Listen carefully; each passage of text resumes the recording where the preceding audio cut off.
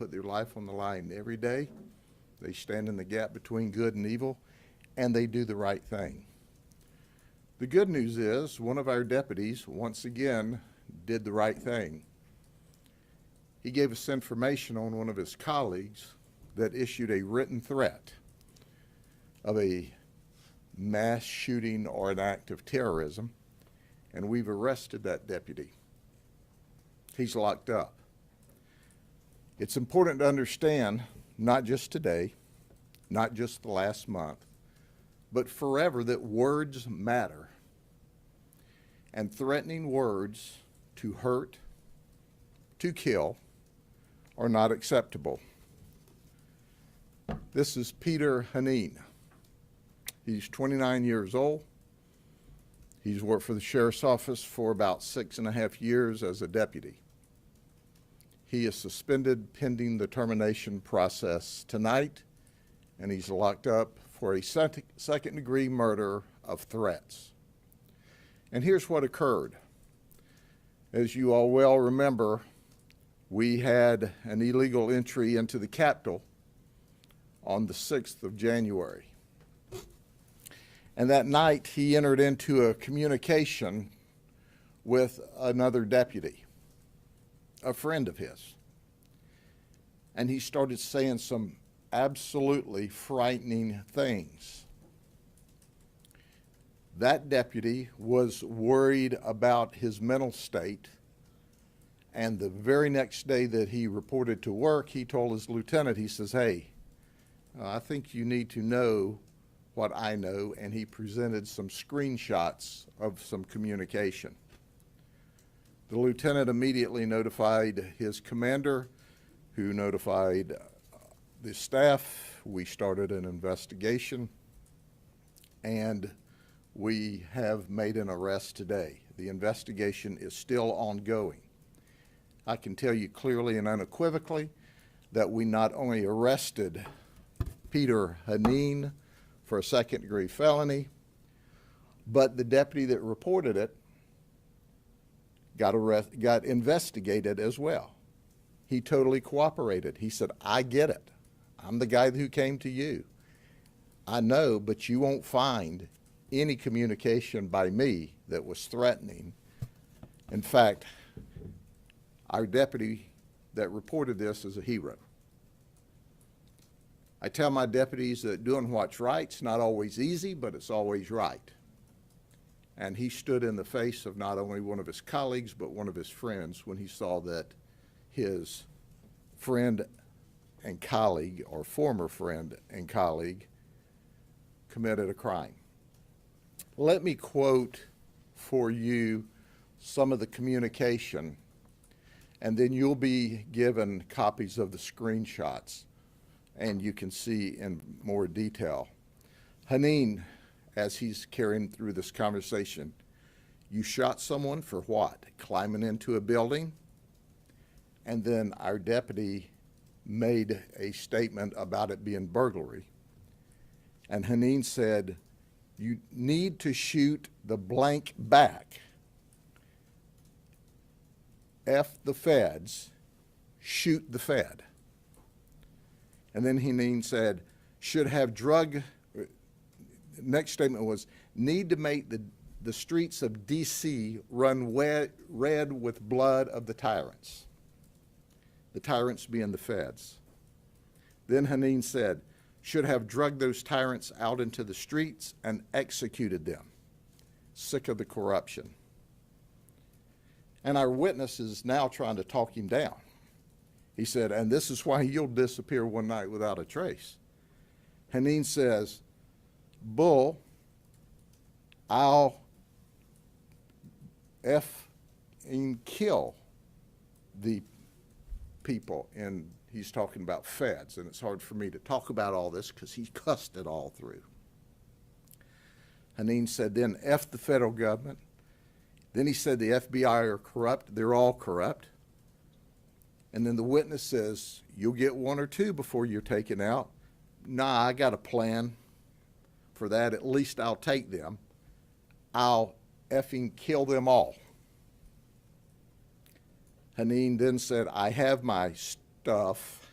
next to my bed, ready to go. And then our witness says, maybe you'll get one or two before you're taken out. Nah, I got a plan. At least I'll take them. I'll effing kill them all. He said, you know, they may be listening to you. And he said, I'll slit their throats if they touch any of my family. I'll make them suffer. To which the witness says, so you can't do any of that. If you're already dead, you're not Superman. You'll lose the fight. And this is where the threats begin according to law. A lot of this is just hate talk up to that point, unless you take the fight to them. So he's now talking proactively about what will happen in the future. And at that time, the witness says, because you can take them on all by yourself. And that's when he said, nope, me and all the other patriots and militias. And then Haneen advanced another threat. Oh, no, it's not over. Any cop or military who stands in the way is the enemy. End quote. As you can see, I am angry beyond words. I am as proud of my witness, who is my deputy, as I could ever be, because he stood up and said, that's not the way this system works. We consulted with the state attorney's office. We did our investigation, and some of the investigation is still ongoing, but as you can well imagine, having him arrested, it was important. Having him arrested before Inauguration Day was even more important. And we're in the process for and asking the circuit court for a RPO, or risk protection order, so that we can, until we can have a cooling off period during this investigation and this prosecution. Let me make one thing abundantly clear. You can't police a society if you don't first police yourself. We always have, and we always will, and that's what makes us a professional law enforcement agency. And when you have well over 1,000 deputies, and one of them does something like this, it outrages you, because it not only embarrasses them and this organization, but every other law enforcement officer across this state and country. But we always do what's right, and that's right. So words matter. He's locked up in jail. And now I'll give a few words to those that might want to threaten. You issue a written threat, you're going to get locked up too, no matter who you are, because we are going to ensure the safety and security of this community. And quite frankly, it's time for this entire nation to take a deep breath and to calm down and to respect people as individuals and as community members and as neighbors and as friends. But the First Amendment allows us to rant and rave about anything we want. It does not allow us to issue a written threat to injure, to hurt, to kill, and that's what Haneen did. So that's why he got locked up. Okay? Any questions? Sheriff, I have two questions. One is, can you spell his last name? And two, after you spell it. His name is H-E-N-E-E-N, Peter Haneen. The second question is, how far has your investigation gotten in terms of his background? Have you been able to determine whether he is a, I don't want to use the term, but a lone person, or is he connected to other militia groups? We have received no communication, nor has our investigation shown us that he's a member of a militia group. He brags that he's a patriot and a constitutionalist in this text, but we see nothing about him as being a team or a part of an organized group. His past record with, and you said he's been with you for 6.5 years. How old is he, and what's been his record as far as He's 29. He's got very minor infractions. He's had a couple of at-fault crashes for which he received some counseling or discipline. He failed to shine his shoes on one occasion, and he was directed to shine his shoes, and he didn't, so he defied his lieutenant, and I think got an 8-hour suspension, not for not shining his shoes, but for defying the authority figure. So the reality is we have no history on him. We track disciplinary history of the men and women, and certainly there is no predicates that would lead us to believe that he would say any of this crazy stuff. Now moving forward, are your investigators looking at a social media profile or footprint, perhaps even are you guys aware, looking at Parler to see if anything previously was noted anywhere else? We have requested and been issued search warrants to search his devices, to search his house. We're in the process of getting another search warrant currently to search his car. And we obviously will do a lot of follow-up investigation. However, all of the communication that we see and the people we've talked to, there's nothing that we've run across so far. This guy, just as a result of the illegal entry into the Capitol, just spun totally out of control. And once again, words matter. If you don't want stuff looked at a later date and time, here's a clue. Don't write it, don't say it. He wrote it, he said it, and it sounded like to us he meant it from the tone of what was to happen in the future. Sir, we know about your support of the previous administration, but we know of your greater support of the rule of law. You've demonstrated that. And what do you want people to understand on that greater understanding of just the rule of law, regardless of where you stand politically? Well, first and foremost, I have always supported our presidents, no matter who they were. I didn't always agree with them. I didn't always agree with all of their policy. But, you know, if you look back through history, no matter how great the president is, you don't always agree with everything that he has done. But the bottom line is, this is a nation, and it's all about the rule of law. You know, I'm the first one to say, you know, Portland in the chop zone was illegal, shouldn't have happened, they shouldn't have put up with it. I'm very upfront about that. And you go from the chop zone in Portland, Oregon, where they allowed people to cordon off, keep the police out, and allowed people to die inside. That was wrong, wrong, wrong. So let's go a year, almost through the entire year, to the Capitol building. That illegal entry was wrong, wrong, wrong. This is our country. It's our democracy, and we're going to protect it. We're going to protect it with our very lives, because the community deserves a safe, secure environment where we can prosper, where the children can play in the streets, and that's what we have here. But if we can't police ourselves first, we can't police the community. And we take pride in policing ourselves first. And keep in mind, it wasn't a major or a captain that saw this.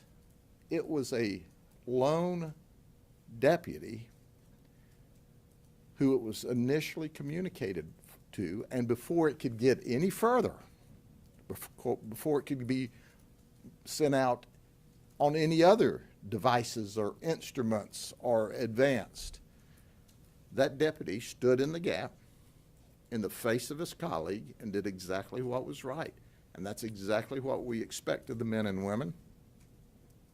And I'm proud of him. Now, was he communicating with someone? Who is he telling this to, and who is that? Deputy Haneen typed this out and sent it to his colleague, to another deputy, who is our witness. And that deputy looked at him and he said, "Hey, I've got some questions about his state of mind." And he went to his lieutenant. His lieutenant went to his captain, and once again, once Haneen did this threatening terminology here, it rang all the bells, and we were game on to complete this investigation, and that's what we're doing right now. When did the conversations happen? Excuse me? When did they happen? It happened the night of the 6th of January, The night of the riot. the night after the illegal entry into the Capitol. You're the most respected Republican in this county, probably the most loved person in this county. Is there something that you can say to people who, number one, believe the election's illegal, number two, believe there's a reptile race of people running the government, and number three, think a pedophile ring is being run out of a pizza parlor? Sure. Let me say this. You know, when you have 320 million people in a country, you're always going to have conspiracy theorists. You're always going to have people that don't agree with the outcome of the horse race, the football game, or the presidential election. It's clearly and unequivocally clear who ultimately won the election, and that was President-elect Biden. He takes office tomorrow.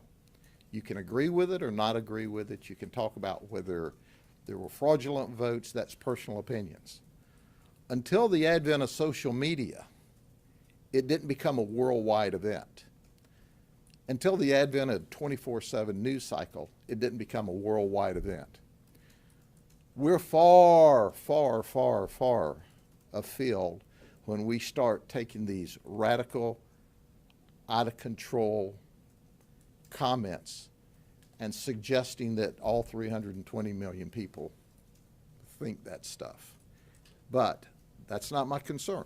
My concern is to enforce the rule of law and to tell you that, you know, let's get away from this fringe on the far right and the far left. Let's get away from that and let's get back to the middle of this bell curve. This entire country, the overwhelming majority of the people are center left and center right.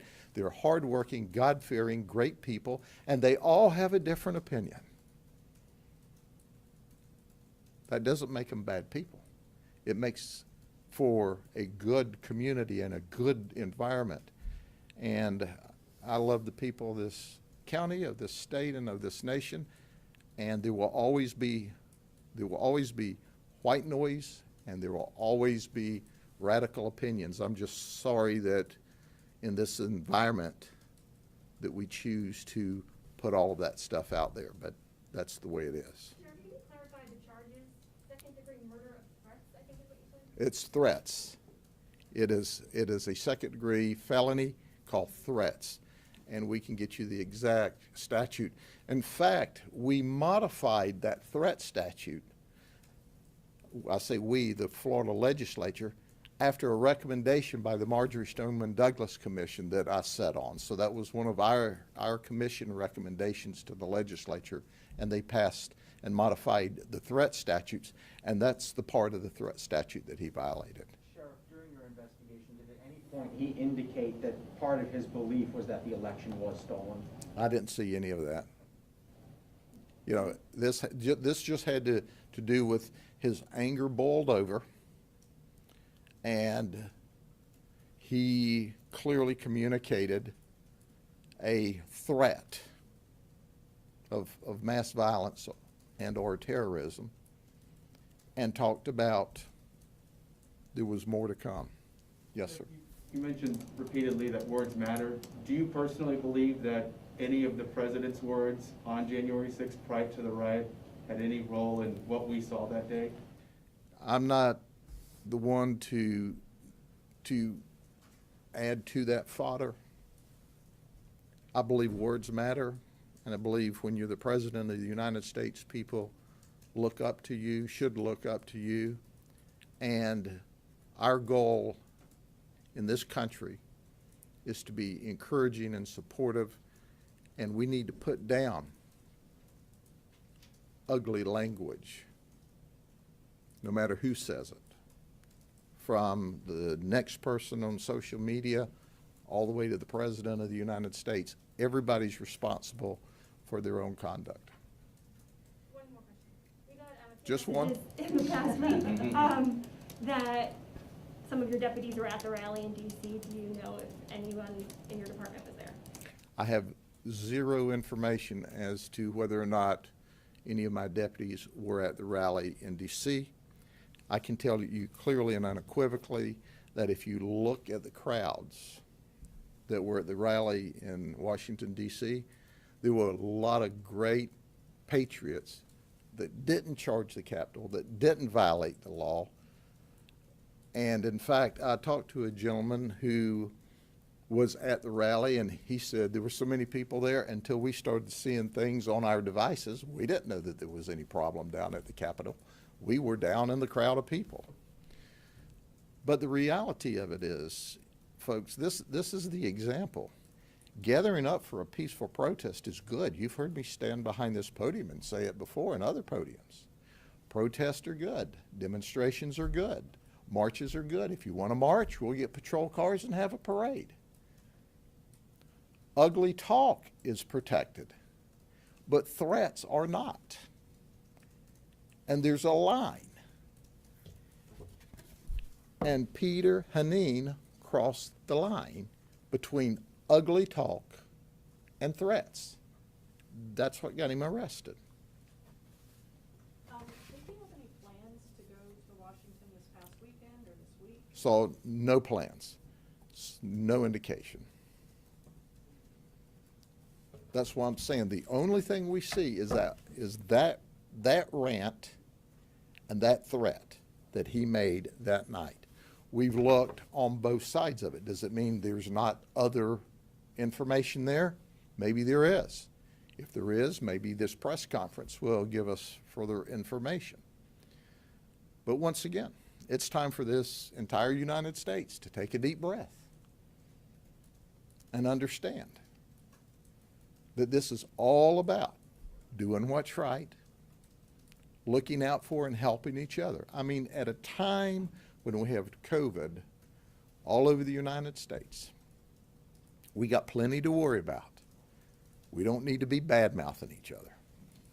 Sheriff, you guys do extensive background checks for people. Does it concern you or worry you? There may be others within inside agencies that, maybe it's radical? No, not at all, because we are dealing with human nature. And quite frankly, if you looked this nation over, no one background checks their employees to the extent that law enforcement does. Raise your hand if you in the media took a polygraph and a psychological before they hired you. I don't see any hands. Ask the school teachers or the doctors or the lawyers, did you take a psychological and a polygraph before they hired you? No, we did. And he passed all of that. And statistically, we hire about 1 out of 10 that apply to work here. And I think you would find it close to that nationwide. But that doesn't mean that people don't get mad and do stuff that they shouldn't do. And that's what happened with Peter Haneen. He got mad and did something he shouldn't have done. He knew better. His colleagues knew better. But he went too far. It started as a rant, and it ended up crossing the line. The deputy that turned him in, is he still on active duty, or is he? Oh, of course. Of course. And to show the extent of this, when the deputy who came forward, we said, we got to investigate you too. And he says, I expect it. He said, but I have nothing to fear. I didn't say or do anything. He's the one that ran it. I tried to talk him down. And he said, then I went to my lieutenant. I thought, man, this guy concerns me. But once again, human nature can cause people to get themselves or someone else into trouble. And it's just like the guy who robbed the store with all the cameras there taking this picture. He thought it was a good idea at the time. Well, it might have been a good idea at the time, but when you're facing that 10 years for a robbery with a firearm, you have to rethink your conduct. Hanine's conduct was over the ledge. What kind of, are we looking at, he's being held on bond right now, or any kind of, I guess a bit of first appearance on that? If he does not make bond tonight, he will have a first appearance tomorrow.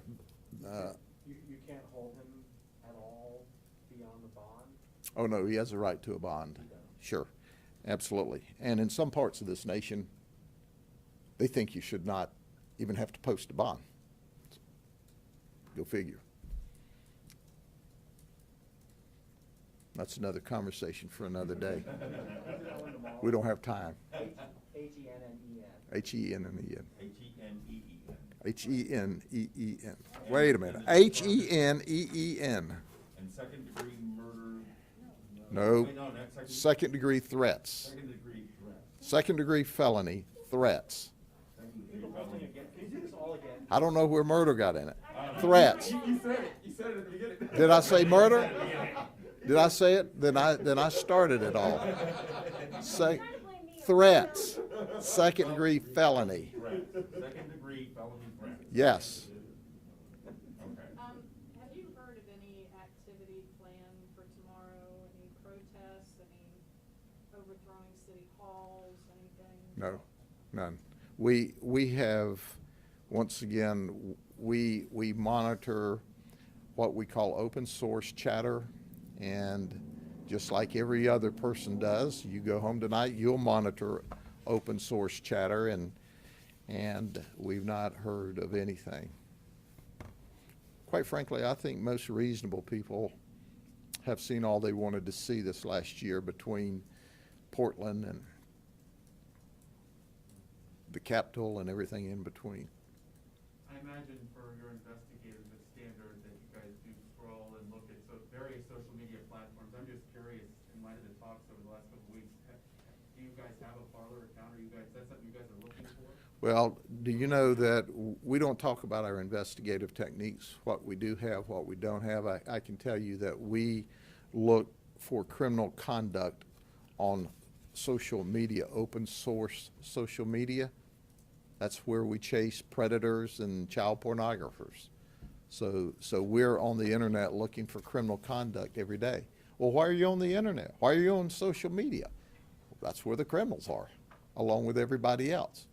It's just like patrolling down the street. We patrol down the street every day for criminals. Well, why? Well, because that's where they are, along with everybody else that's using the roadways today. Okay? Thank y'all very much. Y'all got all night to work. I'm going to try to go home and watch Gunsmoke. See y'all later.